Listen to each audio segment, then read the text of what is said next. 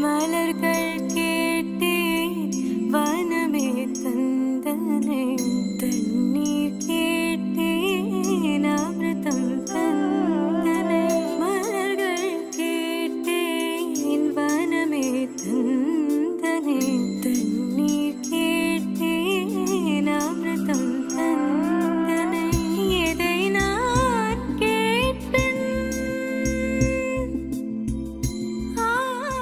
Hello friends, welcome back to Sukanya hair and makeup channel. எல்லோரும் எப்படி இருக்கீங்க? நானும் ரியா பாப்பா ரொம்ப சூப்பராக இருக்குங்க. ரொம்ப நாள் கழிஞ்சு ஒரு ஃபெஸ்டிவல் vlogல உங்களை மீட் பண்ணது ரொம்ப ஹாப்பியாக சந்தோஷமாக இருக்குது. இனி அடுத்தடுத்து பார்த்துட்டிங்கன்னா விசேஷம்தான், மேரேஜ் ஃபங்க்ஷன்ஸ், அதுக்கப்புறம் விநாயகர் சதுர்த்தி, கிருஷ்ண ஜெயந்தின்னு சொல்லிட்டு எல்லோரும் இந்த நேரத்தில் ஏதாவது ஒரு விசேஷத்துக்கு கண்டிப்பாக ரெடி ஆகிட்ருப்போன்னு நினைக்கிறேன். இந்த டைம் வரலட்சுமி பூஜை பார்த்துட்டிங்கன்னா அன்றைக்கி வந்து செலிப்ரேட் பண்ண முடியல. மந்த்லி நடக்கிற விஷயந்தான் பீரியட்ஸ், எல்லாம் ரெடி பண்ணி வச்சு என்னால் வந்து அன்றைக்கி கும்பிட முடியல. ஷார்ட்ஸ்லலாம் கூட ஷேர் பண்ணியிருந்தேன். ஸோ இந்த வாரம் வெள்ளிக்கிழமை, அதாவது நேற்று தாங்க சாமி ரொம்ப திருப்தியாக வந்து கும்பிட்டுருந்தேன். ஸோ அதுக்கு பார்த்துட்டிங்கன்னா 1 வீக்குக்கு பிஃபோரே ஒரு சில திங்ஸ்லாம் வாங்குறதுக்கு ஸ்டார்ட் பண்ணிட்டேன். ஆஃபீஸ்லேருந்து வரும்போது இந்த ஷாப்புக்கு வந்துட்டு தேவையான ரிட்டன் கிஃப்ட்ஸ்லாம் வாங்கிட்டு போகலாம் அப்படிங்கிற மாதிரி வந்திருந்தேன். இருந்தாலும் எனக்கு செலவு வாங்கி வைக்கணும்னு ரொம்ப ஆசைங்க. அதுக்கான அமௌண்ட்லாம் கையில் எடுத்துகிட்டு தான் வந்திருந்தேனே. ஆனால் கடைக்குள்ளார போயிட்டு என்னால் வந்து டிசைட் பண்ண முடியல. யோசிச்சுக்கிட்டே இருக்கேன், அமைதியாக அதே இடத்துல நிற்கிறேன். ஒரு 5 நிமிஷம் பார்த்தேன். யூஸ்வலாக கோல்டு ஷாப்பிங் கூட நான் தனியாக பண்ணியிருக்கேன். இப்போன்னு இல்லை, மேரேஜ்க்கு முன்னாடி ஏதாவது ஒரு இன்க்ரிமெண்ட் வருது, இல்லை வந்து ஏதாவது ப்ரொமோஷன் வருது அப்படின்னா நான் வச்சுருக்க ரிங்கு, செகண்ட் ஸ்டெட் எல்லாமே அப்படி ஒரு ஞாபகார்த்தமாக வாங்கினது தான். அது கூட பெரிய பெரிய கடையில் போயிட்டு தனியாக டிசைட் பண்ணி வாங்கியிருக்கேன். ஆனால் இங்கே வந்துட்டு எனக்கு ஒரே குழப்பமாக இருந்தது. சரி, அங்கே டைம் வேஸ்ட் பண்ண வேண்டாம், எல்லா கடையும் சாத்திடுவாங்கன்னு அடுத்தடுத்து டக்குன்னு வாங்கிட்டு கிளம்பிட்டேன். ஜெர்மன் சில்வரில் ஒரு 3 பிளேட் மட்டும் வாங்கினேங்க. நான் வந்து 7 பேர் கூப்பிடுவேன். சரி, இது வந்து 7 பேருக்குமே வாங்கினா எவ்வளோ யூஸ்ஃபுல்லாக இருக்குன்னு தெரியாது, வேணுங்கிறவங்க அதை எடுத்துக்கிட்டோம், அதே ரேட்டுக்கு நம்ம சில்வர் பிளேட்டும் வாங்கலாம் அப்படின்னு சொல்லிட்டு வாங்கியிருந்தேன். இதோட ப்ரைஸ் பார்த்திங்கன்னா ஒரு பிளேட் வந்து 60 ருபீஸ் போல் வந்தது. ஸோ அதே ரேட்டுக்கு தான் வந்து நான் சில்வர் பிளேட்டுமே வந்து வாங்கியிருந்தேன்.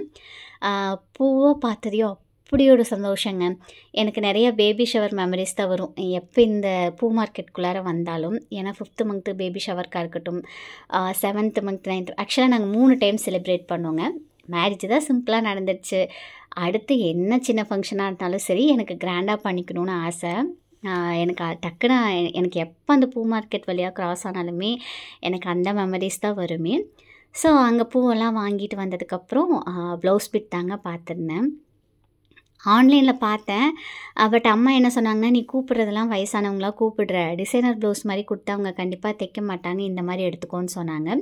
எகெயின் இதுவுமே வந்து காஸ்ட்லாம் ஒன்றும் பெருசாக டிஃப்ரென்ஸ் இல்லைங்க. இது 40 ருபீஸ், அது 60 ருபீஸ். ஸோ அத்தைக்குமே வந்து சேர்த்து வாங்கியிருந்தேங்க. அவங்க வந்து 9 பேருக்கு கொடுப்பாங்க. ஸோ 9 ப்ளவுஸ் பிட் வந்து வாங்கிட்டேன். அப்புறம் தான் இந்த டைம் வந்ததுக்கப்புறம் வச்சு கொடுக்கும்போது சொன்னேன், இந்த மாதிரி நீங்கள் தைச்ச போடுறீங்களா, இல்லைன்னு இந்த மாதிரி டிசைன் வச்சுருக்கக்கூடிய ப்ளவுஸ்லாம் கூட இருக்குது அப்படின்ட்டு.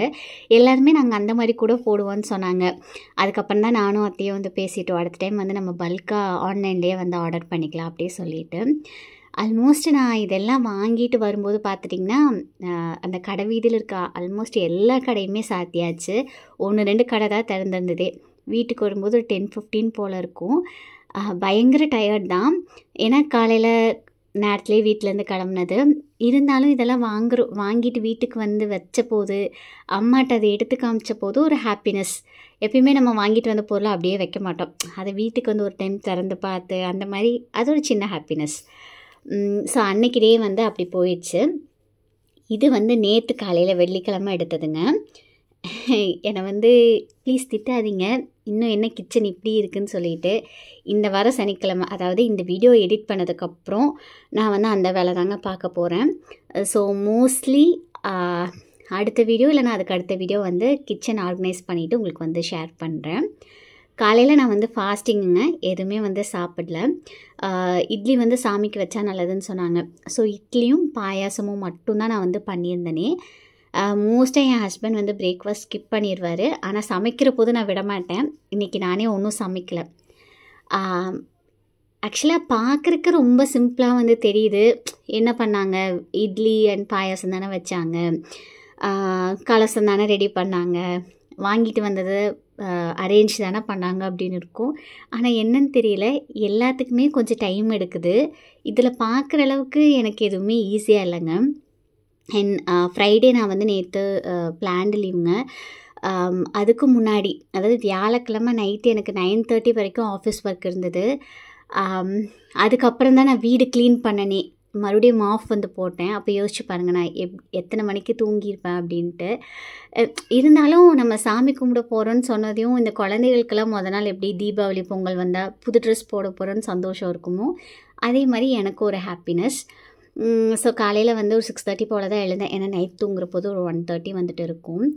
அப்படியே வந்து ஃபஸ்ட்டு வந்ததையும் சாரீ கட்டிட்டு அதுக்கப்புறம் இந்த வேலையெல்லாம் பார்க்க ஆரம்பிச்சிட்டேன்.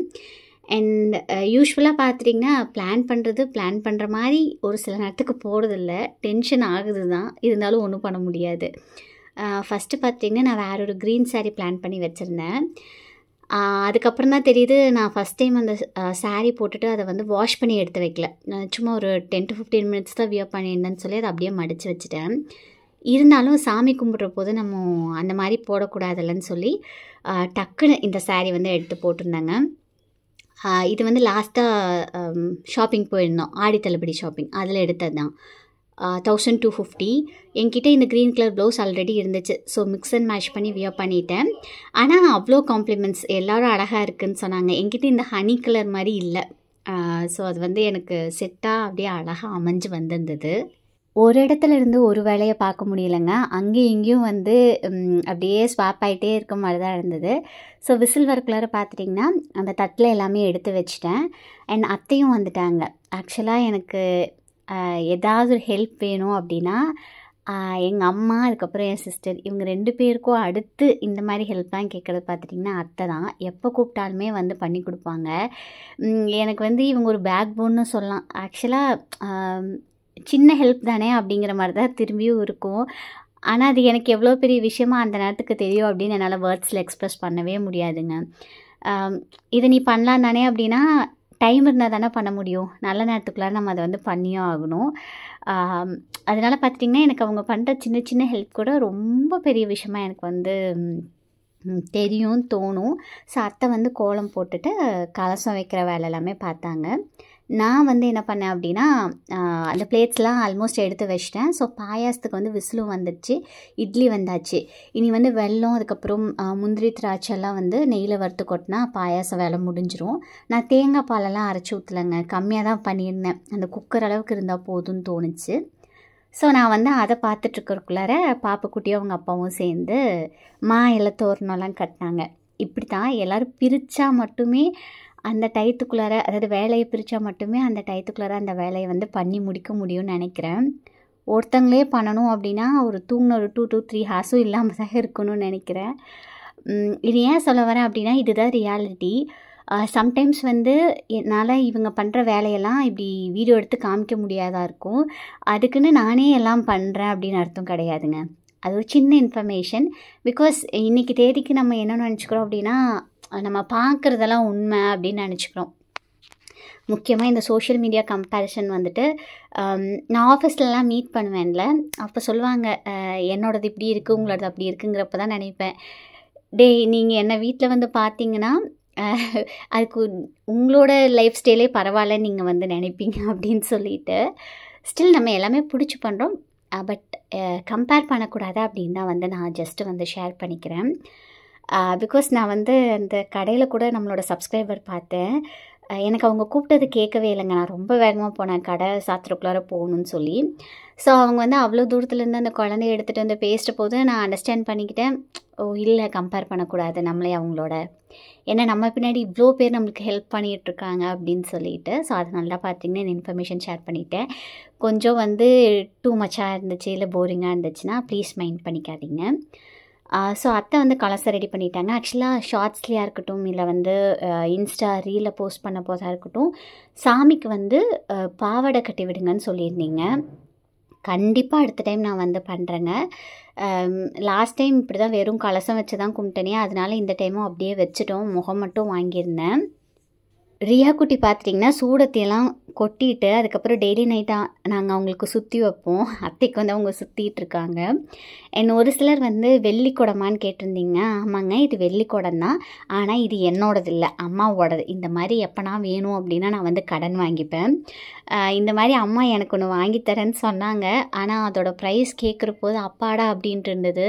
75,000. நான் இந்த மாதிரி வருஷத்தில் 1 டைமோ 2 டைமோ தான் கும்பிடுவேன். அதனால் எனக்கு அவ்வளோ காசு கொடுத்து அது வேணாம், நான் வேணுங்கிறப்பெல்லாம் உன்ட்ட வாங்கிக்கிறேம்மான்னு சொல்லிட்டேன். ஸோ ரொம்ப மனநிறைவாக, ரொம்ப ஹாப்பியாக, எனக்கு இது எப்படி சொல்கிறதுன்னு தெரில, பயங்கர இமோஷ்னலாக இருந்துச்சு. எல்லாம் பண்ணி வச்சு பார்க்குற போது எல்லோரும் காலையும் விழுந்து தாம்பூலத்தட்டெலாம் கொடுத்து ஆசீர்வாதம் வாங்கியாச்சுங்க. தாம்பூலத்தட்டில் விருப்பப்பட்டு நம்ம என்ன வேணும்னாலும் வைக்கலாங்க.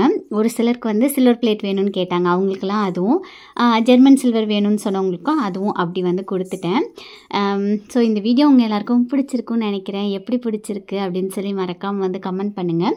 ஆக்சுவலாக இந்த மேக்கப் கூட வந்துட்டு நான் ரெக்கார்ட் பண்ணேங்க. ஆனால் வந்து எடிட் பண்ணுற போது எனக்கு லைட்டிங்லாம் சரியில்லையோன்னு தோணுச்சு. ரொம்ப அவசரமாக பண்ணேன். ஸோ கண்டிப்பாக கிருஷ்ண ஜெயந்தி இல்லைனா வந்து விநாயகர் சதுர்த்திக்கு வந்து ரெடி ஆகிற போது கண்டிப்பாக உங்களுக்கு வந்து ஷேர் பண்ணுறேன். தேங்க்ஸ் ஃபார் வாட்சிங் திஸ் வீடியோ. அடுத்து இன்னும் நல்ல vlogல மீட் பண்ணாங்க. until then take care, bye bye.